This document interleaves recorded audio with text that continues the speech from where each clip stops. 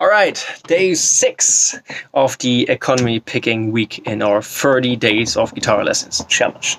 I'm going to try to keep this short and sweet because this is what we talked about yesterday, again, taken up one little level. So we had these groups of 7 yesterday, 1, 2, 3, 4, 5, 6, 7.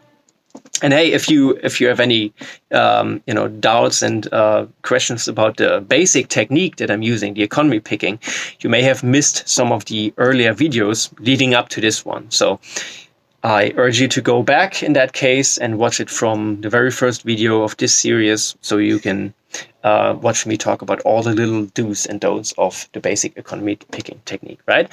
So, but for this lesson, let's get straight to it. We are again playing groups of 7.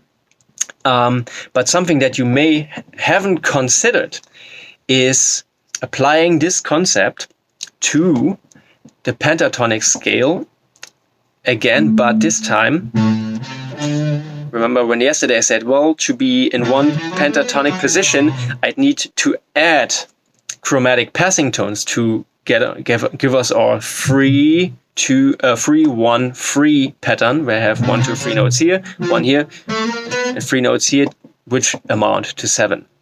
So there's one more possibility that we haven't discussed, and this is not adding chromatic passing tones, but instead connecting 2 different positions of the pentatonic, which again gives us, if this is the basic A minor pentatonic, and this is the C major pentatonic, and I combine these two, this gives us 3 notes per string. 1 here again, and here again 3, again combining these 2 positions.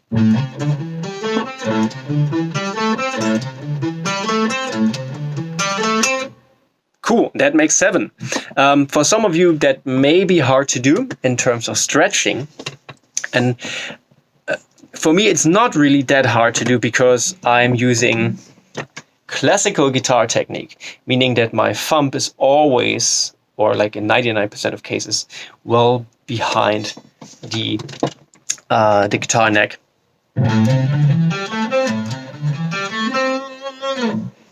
And so the stretching, because of that that way of holding the guitar. I'm sorry, I just have to restart my computer, get some light. Sorry about that. Because of that, stretches become, especially to a certain point, stretches become a lot easier. So sometimes if you are struggling with a certain thing that is very stretchy on the guitar, the simple solution for that is just trying to see where your thumb is. Well, if your thumb is over here, stretching that wide is pretty much impossible, right? So there's always a solution for these problems. Now, that being said, what we can do now is to do the same thing that we did yesterday, where we connected these 2 groups of 7. Or we can do the same thing that we also discussed yesterday, where instead we pick 6 notes, have 1 hammer on, and then sequence it, and then on 1 string above. So both of these things are possible. If we just stick with the, dividing the fretboard into 2 groups of 3 strings thing, then this would be a cool thing to do. Right, so now we are combining these 2 shapes on the lower strings. And so on the higher strings, I go up 1 step in the scale, and I will be connecting this position with this position of the pentatonic, right? Again, 1, 2, 3, 4, 1, 2, 3. Or 1, 2, 3, 1, 1, 2, 3.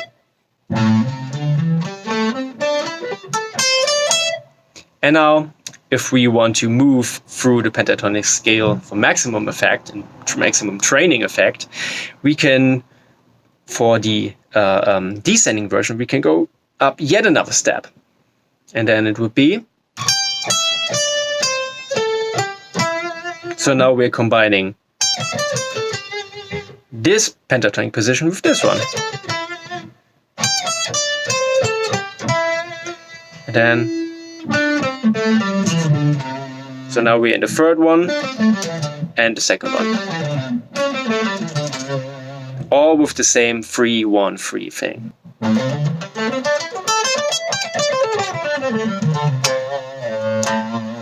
Well, that's it.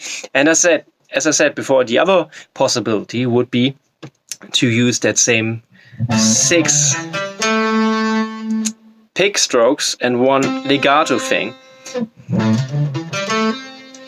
and then start from the same one. And that would mean that you are combining the first and second positions all the time, and you just move it up like this way.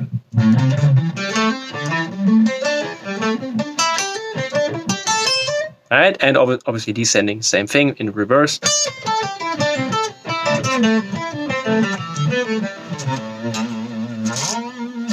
Alright, something like that.